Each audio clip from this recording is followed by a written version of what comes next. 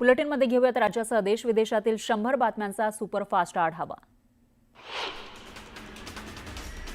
दौंडच्या यवतमध्ये 2 गटात मोठा तणाव निर्माण झाला। सोशल मीडियावर आक्षेपार्ह पोस्ट केल्यानं 2 गटात राडा झाला। दरम्यान यवतमध्ये पोलिसांचा मोठा बंदोबस्त तैनात करण्यात आलाय। दौंडच्या यवतमधील तणावानंतर सर्वपक्षीय नेत्यांकडून आणि पोलिसांकडून शांततेचं आवाहन करण्यात आलंय। अफवांवर विश्वास न ठेवण्याचं आवाहन पोलिसांनी नागरिकांना केलं। भविष्यात मंत्र्यांची कुठलीही चूक खपवून घेणार नाही, बेशिस्त वर्तन अजिबात खपवून घेतलं जाणार नाही, कारवाई होणार असा इशारा मुख्यमंत्री फडणवीसांनी मंत्र्यांना दिला। धनंजय मुंडेंनी माझी 3दा भेट घेतली, मात्र भेटीमध्ये मंत्रिपदाबाबत कोणतीही चर्चा झाली नाही असं फडणवीसांनी सांगितलंय। मंत्रिपदाचा निर्णय घ्यायचा असल्यास तिघे एकत्र ठरवू असं फडणवीस म्हणाले। मतांसाठी हिंदू टेरर हा शब्द निर्माण केला। मालेगाव निकालानंतर राजकीय षडयंत्र उघड झालं। हिंदूंना आतंकवादी ठरवण्याचं काम काँग्रेस पक्ष करत होता अशी टीका मुख्यमंत्री फडणवीसांनी केली। केंद्रीय मंत्री नितीन गडकरींना लोकमान्य टिळक पुरस्कार प्रदान करण्यात आला। पुण्यामध्ये लोकमान्य टिळक पुरस्कार प्रदान सोहळ्याला मुख्यमंत्र्यांसह दोन्ही उपमुख्यमंत्र्यांची उपस्थिती होती। अजितदादा आणि मुख्यमंत्र्यांचा निर्णय मला मान्य आहे, मी नाराज नाही, मी खूप आनंदी आहे असं माणिकराव कोकाटे म्हणाले। भाण्यांकडे खातं सोपवल्यानं त्याला निश्चित न्याय मिळेल असं कोकाटे म्हणाले। मोठा रोष असल्यानं आम्ही चर्चा करून कोकाटेंचं खातं बदललं। सध्या मंत्रिमंडळामध्ये आता दुसरा कोणता बदल होण्यासंदर्भात चर्चा नाही असं मुख्यमंत्री फडणवीसांनी सांगितलं।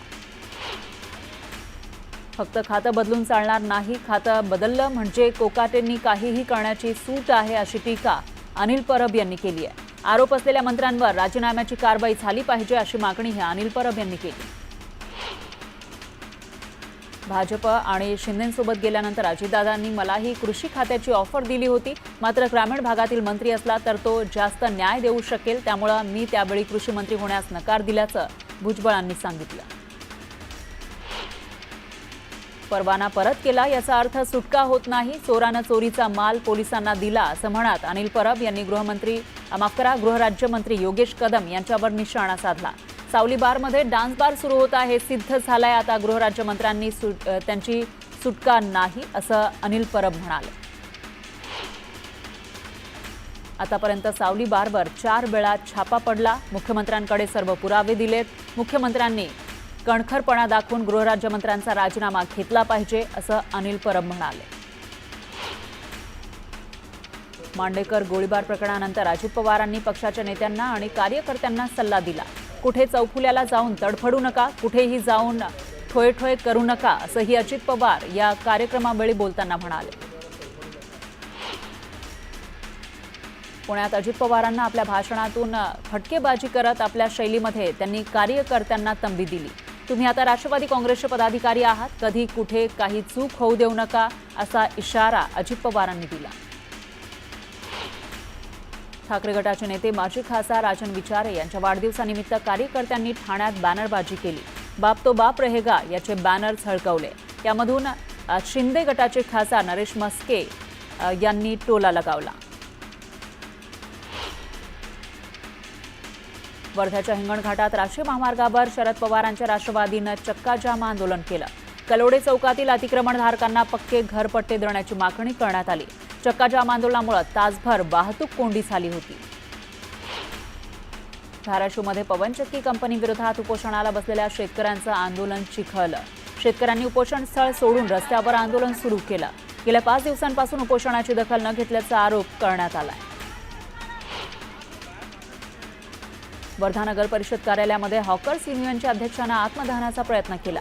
अतिक्रमण हटाव मोहिमेला त्यांनी विरोध केला। अतिक्रमण हटवल्यानं हॉकर्स बेरोजगार झाल्याचा आरोप करण्यात आला। कोकण रेल्वे प्रवासी समन्वय आणि संघर्ष समिती सिंधुदुर्गच्या वतीनं सिंधुदुर्ग रेल्वे स्थानकाच्या आवारात जन आंदोलन छेडण्यात आलं। एक्सप्रेस गाड्यांना थांबे देण्यासह ऑनलाईन तिकीट उपलब्ध व्हावं या मागणीसाठी आंदोलन करण्यात आलं। दापोलीमध्ये प्रीपेड वीज मीटर विरोधात ग्रामस्थांनी संताप व्यक्त केला। वीज वितरण कंपनीवर सर्वपक्षीय कार्यकर्त्यांनी धडक मोर्चा काढला। रायगडच्या बाजारपेठेमध्ये रक्षाबंधनसाठी आकर्षक राख्या दाखल झाल्या. यंदा राख्यांच्या दरामध्ये घसरण झाल्यानं नागरिकांनी राख्या खरेदीसाठी मोठी गर्दी केली. तुळजाभवानी मंदिरात आजपासून पुढील 10 दिवस फक्त मुखदर्शन सुरू राहणार आहे. मंदिराच्या गाभाऱ्याच्या दुरुस्तीसाठी हा निर्णय घेण्यात आलाय. दरम्यान तातडीनं काम पूर्ण करून प्रत्यक्ष दर्शन सुरू करण्याची मागणी भाविकांनी केली. वाशिम जिल्ह्यामध्ये गेल्या वर्षीच्या तुलनेत यंदा पीक विमा योजनेला शेतकऱ्यांनी अल्प प्रतिसाद दिला. पीक विमा काढण्यात 55% घट झालेली आहे. शासनानं 14 ऑगस्टपर्यंत पीक विमा काढण्याची मुदत दिली आहे. अकोला शहरातील वाहतूक समस्या सोडवण्यासाठी पोलीस प्रशासन सक्रिय झालं आहे. वाहतुकीला अडथळा ठरणाऱ्या अतिक्रमण काढण्यासाठी पालिका आणि पोलीस प्रशासनाकडून कारवाई केली जाते. दरम्यान नागरिकांना सहकार्य करण्याचं आवाहन पोलिसांनी केलंय. ठाणे जिल्ह्याच्या बेहरे खडवली ग्रामपंचायत सरपंचपदी गीता कडव यांची बिनविरोध निवड झाली. निवडणूक प्रक्रियेला ग्रामविस्तार अधिकारी बीबी पष्टे यांनी सहकार्य केलं. बुलढाणा जिल्ह्यातील नियम धाब्यावर बसवून शेतकऱ्यांना जादा दरानं खत आणि बियाणं विक्री करणाऱ्या तब्बल 93 कृषी केंद्रांवर जिल्हा कृषी अधीक्षकांनी मोठी कारवाई केली. या कारवाईत 93 कृषी केंद्रांचे परवाने निलंबित करण्यात आले. मालेगाव बॉम्बस्फोटातील संशयित आरोपींची निर्दोष मुक्तता करण्यात आल्यानंतर नंदुरबारमध्ये हिंदू सेवा सहाय्य समितीच्या वतीनं मोठ्या मारुती मंदिरात महाआरती करत जल्लोष करण्यात आला. वाशिमच्या रिसोड तालुक्यामध्ये झालेल्या मुसळधार पावसामुळे तसंच नदी नाल्यांना आलेल्या पुरामुळे शेतकऱ्यांच्या पिकाचं मोठ्या प्रमाणात नुकसान झालंय. मात्र अद्यापही नुकसान भरपाई मिळाली नसल्यानं शेतकऱ्यांनी नाराजी व्यक्त केली. वाशिम जिल्ह्यातून जाणाऱ्या समृद्धी महामार्गावर ट्रकमधील 2,43,46,00,000 रुपयांच्या वॅक्सिनच्या 46 बॉक्सची चोरी झाली आहे. या प्रकरणी कारंजा पोलीस ठाण्यात गुन्हा दाखल करण्यात आलाय. जळगाव जिल्ह्यातील सुनसगाव या ठिकाणी अनेक गुरांना लाळ्या खुरकूत आजाराची लागण झाली आहे. या आजारानं गायी बैल आजारी पडलेत. या आजारानं शेतकरी त्रस्त झाले. या आजाराची सुरुवात झालेल्या गुरांना वेगळी व्यवस्था करण्यात आली आहे. शहापूर आणि मुरबाड या 2 तालुक्यांना जोडणाऱ्या शहापूर मुरबाड मार्गाचं काम मागील 8 वर्षांपासून रखडलंय. त्यामुळे नागरिकांना भल्या मोठ्या खड्ड्यातून प्रवास करावा लागतोय. यावेळी रस्त्याचं काम पुन्हा सुरू व्हावं या मागणीसाठी एका तरुणानं चक्क खड्ड्यात आंघोळ करत आंदोलन केलं. जवळपास 2 महिन्यानंतर मासेमारीचा नवीन हंगाम सुरू झाला आहे. मासे खाण्यासाठी उत्सुक असलेल्या खवय्यांना आणखी काही दिवस वाट पाहावी लागणार आहे. कारण आज 1 ऑगस्टपासून तांत्रिकदृष्ट्या मासेमारीला सुरुवात होते. पण सध्या समुद्र खवळलेला असल्यानं एक नवीन स्वरूप दिलं, इन्फ्रास्ट्रक्चरची एक नवी परिभाषा दिली, असे आपल्या सर्वांचे लाडके नेते, आमचे मार्गदर्शक आदरणीय नितीनजी गडकरी, माझे सहकारी उपमुख्यमंत्री माननीय एकनाथराव शिंदेजी, माननीय अजितदादा पवारजी, पुण्यातले दुसरे दादा जे कधी दादागिरी करत नाहीत असे आमचे चंद्रकांत दादा पाटील. दादा काही लोक दादागिरी करत नाही पण त्यांच्या व्यक्तिमत्वातच दिसते.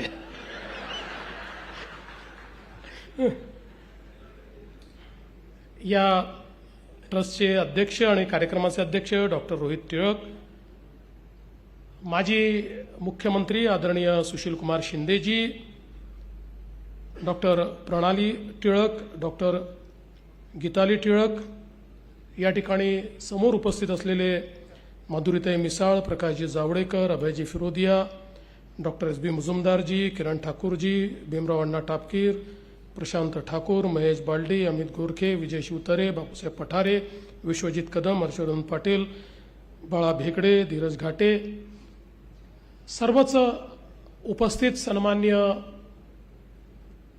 पुण्याचे गणमान्य नागरिक भगिनी आणि बंधूंनो, खरं म्हणजे नितीनजींचं कार्य हे 10 किंवा 12 मिनिटाच्या फिल्ममध्ये दाखवणं, याकरता देखील एक पुरस्कार आपण या ट्रस्टला दिला पाहिजे. इतकं अफाट अशा प्रकारचं विविध क्षेत्रातलं कार्य हे नितीनजींनी या ठिकाणी केलंय. आणि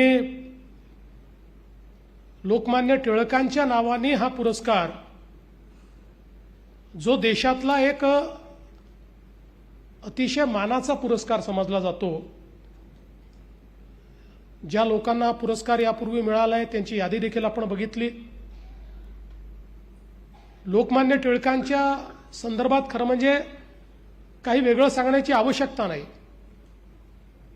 पण आपल्या संस्कृतीला, आपल्या परंपरेला विरोधाचं हत्यार म्हणून कशा प्रकारे वापरता येतं आणि त्यातनं लोकजागृती करून समता आणि समरसता ही कशी प्रस्थापित करता येते ही लोकमान्यांनी आपल्याला दाखवून दिलं आणि समाजातल्या सामान्य माणसाला स्वराज्याच्या लढाईमध्ये आणण्याचं काम त्यांनी केलं. खरं म्हणजे आपल्याला माहिती आहे की वर्षानुवर्ष आपण सगळे इतिहासामध्ये शिकतो आहोत की लोकमान्य टिळकांचं ते अतिशय प्रसिद्ध वाक्य, स्वराज्य माझा जन्मसिद्ध अधिकार आहे आणि तो मी मिळवणारच, हे वाक्य याकरता महत्वाचं होतं की 1857चं स्वातंत्र्य समर चिरडल्यानंतर देशामध्ये जी निराशा होती, त्या निराशेतनं या देशात एक अशी पिढी तयार झाली होती की ज्या पिढीला हा ठाम विश्वास बसायला लागला होता की ज्यावेळी इंग्लंडच्या राणीच्या मनात येईल की आता भारतीयांना स्वातंत्र्य द्यायचं, त्यावेळी ती आदेश करेल आणि मग संसदेमध्ये प्रस्ताव पास होईल आणि तेव्हाच आम्हाला हे स्वातंत्र्य मिळू शकतं, कारण इंग्रजी साम्राज्याचा सूर्य अस्तच होऊ शकत नाही, अशा प्रकारची एक भ्रांती अनेक भारतीयांच्या मनामध्ये तयार झाली होती. त्यावेळी लोकमान्य टिळकांनी ठामपणे सांगितलं की ब्रिटिशाच्या किंवा महाराणीच्या मेहरबानीवर आम्हाला स्वराज्य नको, तो आमचा जन्मसिद्ध अधिकार आणि आम्ही तो मिळवणार, तुम्ही दिला नाही तर आम्ही तो छिनून घेणार, हे सांगणारे लोकमान्य टिळक होते. आणि म्हणूनच खऱ्या अर्थानं या सगळ्या निराश झालेल्या समाजाला आणि समाजातल्या सर्व स्तरातल्या लोकांना लोकमान्य टिळकांनी भारतीय स्वातंत्र्याच्या लढ्याशी जोडलं.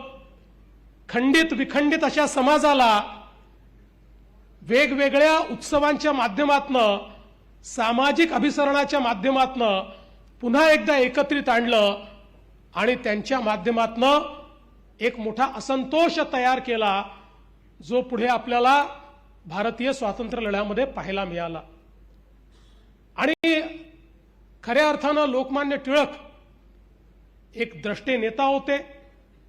ते खगोल शास्त्रातले अभ्यासक होते, ते गणितज्ञ होते, ज्योतिषशास्त्र त्यांना समजत होतं, ते भाष्यकार होते, ते टीकाकार होते, ते उत्तम संपादक होते, लेखक होते. सर्व प्रकारच्या जे काही गुण आहेत त्या गुणांनी ते परिपूर्ण होते. मगाशी उल्लेख झाला की मंडालेच्या तुरुंगामध्ये असताना त्यांनी गीता रहस्य लिहिलं आणि गीता रहस्य लिहिल्यानंतर ज्यावेळी ते तुरुंगातनं बाहेर आले आणि महिनाभर इंग्रजांनी ते गीता रहस्याचं त्यांनी जे हस्तलेखन केलं होतं ते दिलंच नाही. एक दिवस त्यांना कोणीतरी विचारलं की जर इंग्रजांनी हे परत केलंच नाही तर तुम्ही काय कराल? म्हणाले, काय करणार, मी सगळ्या कामातनं सुट्टी घेईल, 1 महिना सिंहगडावर जाऊन बसील आणि पुन्हा गीता रहस्य लिहीन. अशा प्रकारे ठामपणे त्या ठिकाणी बोलणारे लोकमान्य टिळक होते.